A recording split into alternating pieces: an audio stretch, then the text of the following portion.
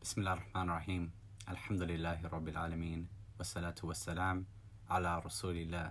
Assalamu alaikum wa rahmatullahi wa barakatuh.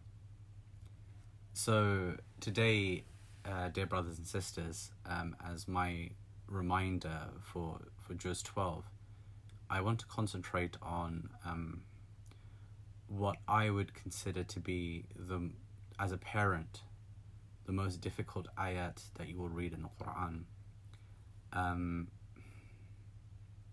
These ayat are so devastating, particularly when you have children, because they describe a moment of helplessness. You know, as parents, subhanAllah, we always want to feel like we're in control of our children's lives, that we are able to protect them from any potential harm that might come anywhere close to them. And so you have this scene where Nuh alayhi salam, he's doing everything that Allah subhanahu wa ta'ala is asking him to do. For 900 years he is giving da'wah to Tawheed, trying to speak against the evil of his people. He is trying to instruct all those around him. And Nuh alayhi salam, he enters into, let's say, an agreement with Allah subhanahu wa ta'ala, that Allah subhanahu wa ta'ala will protect his family. He knows what's coming. He knows that a great devastation is going to be caused on the earth, and that if they're not with Nuh alayhi salam, then they won't be protected. And so Nuh alayhi salam does what any parent will do. He tries his best to protect his own children, to protect his own family, because he recognizes that not being with him will be their demise. And then these ayat, they come in Surah Hud, where Allah subhanahu wa ta'ala is describing this scene to us, where his son is racing up the mountain as the floods are coming, and they're rising and they're rising, and the floods are below his level.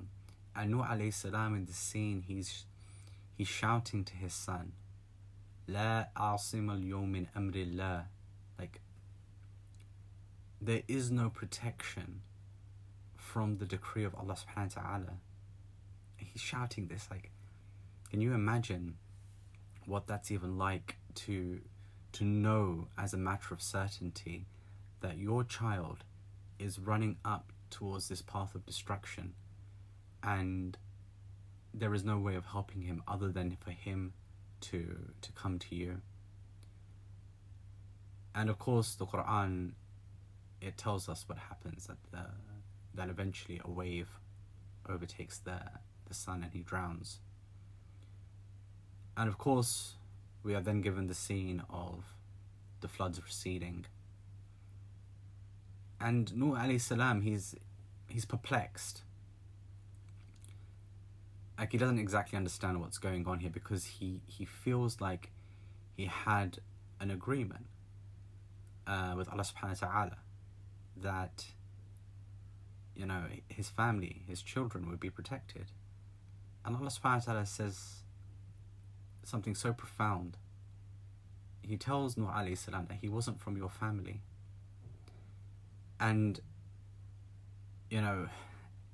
it's so hard to read these verses, because as I've said already, you really do everything you can to protect your children. You do everything you can to keep them safe from the world. But then there's the added layer now, that we need to keep them safe in their iman as well, that we need to protect them in their faith, do everything that we can in order to make sure that they grow up to be virtuous. And I feel that one of the ways that we can do that is constantly connecting them to our community, constantly connecting them to the injustices that they see in the world, not as a matter of just simply kind of a capitalist sense of, or a material sense of, everybody should be equal, but more of a sense of what this means in terms of their relationship to Allah subhanahu wa ta'ala, that by loving others, by loving their community, by wanting better for everybody, that is an amazing way for them to draw themselves closer to Allah subhanahu wa ta'ala. Because with that comes empathy, there comes compassion, comes mercy, and all of these are good qualities that inshallah help to engender more iman. So I pray that Allah subhanahu wa ta'ala makes us people of justice, that he makes our children righteous, that he makes them people who love Allah subhanahu wa ta'ala with all their hearts, that they understand their duty towards Him, but to understand their duty towards other people as well.